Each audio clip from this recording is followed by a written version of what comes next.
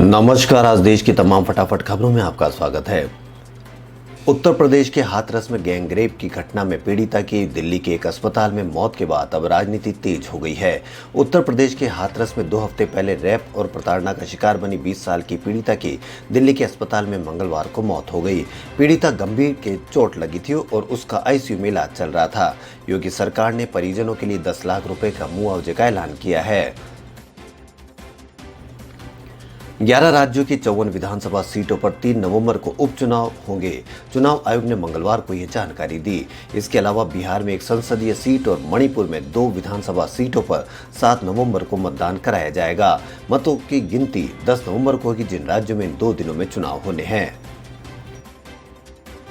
सुशांत सिंह राजपूत की मौत के सिलसिले में दिल्ली के एम्स के डॉक्टरों के एक पैनल ने अपनी रिपोर्ट सौंपी है। सूत्रों के हवाले से जानकारी है कि इस रिपोर्ट में कहा गया है कि उनकी मौत जहर देने की वजह से नहीं हुई है। जहर देने के आरोप और दावे सुशांत के परिवार और अन्य लोगों की तरफ से उठाए गए थे। मुंबई पुलिस ने अपनी रिपोर्ट में आत्महत्या को मौत की वजह बताई थी, जिसका जहर देने वाले आरोपों के साथ विरोध किया गया था। केंद्र सरकार ने सुप्रीम कोर्ट में सहमति जताई कि राज्यों में सेक्स वर्कर्स को छूट पर राशन मुहैया कराया जाए। ट्रांसजेंडर की तर्ज पर 1500 रुपए प्रतिमाह मुहैया कराने के सुप्रीम कोर्ट के सवाल पर केंद्र के वकील ने कहा कि वह इस पर सरकार से निर्देश लेकर अदालत को सूचित करेंगे। कोर्ट ने कहा कि राज्य सरकारें राशन समेत अन्य सुविधाएं मुहैया कराने पर हलफनामा दाखिल करे। सभी राज्य सरकारें सेक्स वर्कर्स को राशन कार्ड मुहैया कराने समेत अन्य व्यवस्थाओं पर जवाब दाखिल करेगी। भोपाल के एक क्षेत्रीय टीवी चैनल की एक न्यूज एंकर ने आईपीएस अफसर पुरुषोत्तम शर्मा की पत्नी और उनके बेटे के खिलाफ पुलिस में शिकायत दर्ज कराई है। एंकर ने इन पर अपनी छवि बिगाड़ने का आरोप लगाया है। 1986 बैच के आईपीएस ऑफिसर पुरुषोत्तम शर्मा अपनी पत्नी को पीटने के आरोपों के चलते विवादों में बने हुए हैं। कथित रूप से एंकर के फ्लैट पर उनकी मौजूदगी को लेकर उनकी पत्नी से उनका विवाद शुरू हुआ था। जम्मू कश्मीर की पूर्व मुख्यमंत्री महबूबा मुफ्ती की बेटी इल्तिजा मुफ्ती की जन सुरक्षा अधिनियम के तहत अपनी मां को बंदी बनाए जाने के खिलाफ दायर याचिका पर सुप्रीम कोर्ट में सुनवाई हुई। सुप्रीम कोर्ट ने जम्मू कश्मीर प्रशासन से पूछा कि महबूबा को कब तक हिरासत में रखा जा सकता है। कोर्ट ने जम्मू कश्मीर प्रशासन से अपने रुख की जानकारी देने के लिए कहा है। अंतर्राष्ट्रीय मानवाधिकार संस्था एमनेस्टी इंटरनेशनल इंडिया ने मंगलवार को भारत में अपना कामकाज रोक दिया है।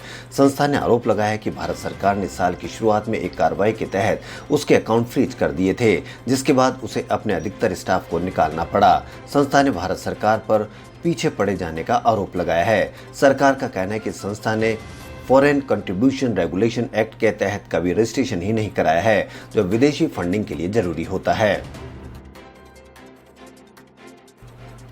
राष्ट्रीय राजधानी दिल्ली में सोमवार को ट्रैक्टर जलाकर विरोध प्रदर्शित किया गया। विरोध प्रदर्शन करने वाले पंजाब यूथ कांग्रेस के बताए जा रहे हैं। पीएम मोदी ने इस घटना को लेकर किसी पार्टी का नाम लिए बिना विपक्ष पर निशाना साधते हुए किसानों को अपमानित करने का आरोप लगाया। पीएम मोदी ने कहा कि आज जब केंद्र सरकार किसानों को उनके अधिकार दे रही है, तो भी ये लोग विरोध पर उतर आए हैं। ये लोग चाहते हैं कि देश का किसान खुले बाजार में अपनी उपज नहीं बेच पाए। जिन सामानों के उपकरणों की किसान पूजा करता है, उन्हें आग लगाकर ये लोग अब किसानों को अपमानित कर रहे हैं। दिवंगत अभिनेता सुशांत सिंह राजपूत की मौत से जुड़े ड्रग्स मामले में एक्ट्रेस रकुल प्रीत सिंह से भी पूछताछ चल रही है। वहीं अब रकुल की अर्जी पर दिल्ली हाईकोर्ट ने सूचना और प्रसारण मंत्रालय को एक नोटिस जारी किया है। यह नोटिस इस रकुल को लेकर चलने वाली नेगेटिव खबरों से संबंधित है, जिसे लेकर रकुल ने आरोप लगाया था कि उनकी इमेज मीडिया ट्रायल के कारण खराब हो रही है। देश में 24 घंटे में 69,668 नए संक्रमित मिले।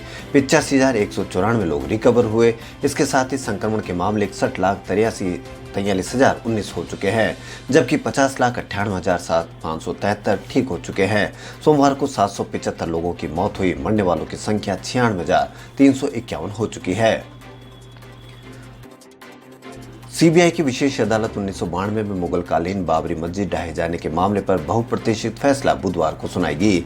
इस मामले में भाजपा के वरिष्ठ नेता लालकृष्ण आडवाणी, मुरली मनोहर जोशी सहित 32 आरोपी हैं।